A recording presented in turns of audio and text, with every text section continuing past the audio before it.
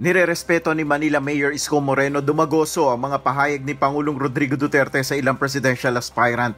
Ayon kay Moreno, may karapatan ng Pangulo na maghayag ng kanyang obserbasyon sa mga kandidato. Botante pa rin si President Duterte. Boboto pa rin si President Duterte. On top of his obligation, being the President, he's still the citizen of the country. He's entitled to his observation. Hinamon naman ni Leo de Guzman si Pangulo Duterte na maglabas ng ebidensya ukol sa mga sinasabi niyang presidential aspirant na sangkot sa korupsyon.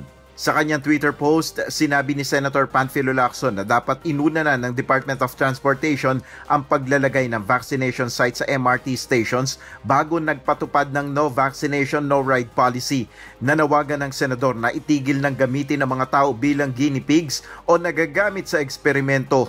Kagabi, inihayag ni DOTR Secretary Arthur Tugade na plano nilang magtayo ng on-site vaccination di lamang sa ilang MRT stations kundi maging sa mga pantalan at airport terminal bilang tulong sa vaccination program ng pamahalaan.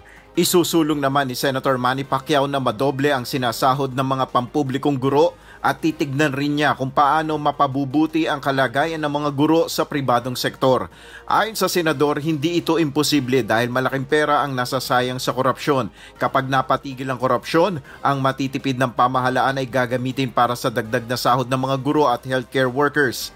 Sa isang news release, tiniyak ni Ferdinand Bongbong Marcos na hindi maiiwan ang Bicol Region sa mga proyekto ng pamahalaan sakaling siya ang manalo sa halalan. Ang Bicol Region ay kilalang baluarte ni Vice President Leni Robredo.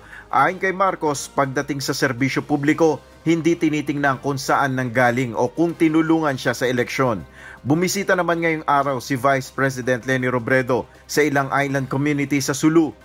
Ayon kay Robredo, 2019 nang nakipagtulungan ang kanyang tanggapan sa kinauukulan para magkaroon ng ligtas na timber footbridge sa lugar na malaking tulong anya sa mga estudyante, mga matatanda at buntis na nangangailangan ng akses sa pampublikong pasilidad. Ngayon, madali na yung pagdala ng produkto dito.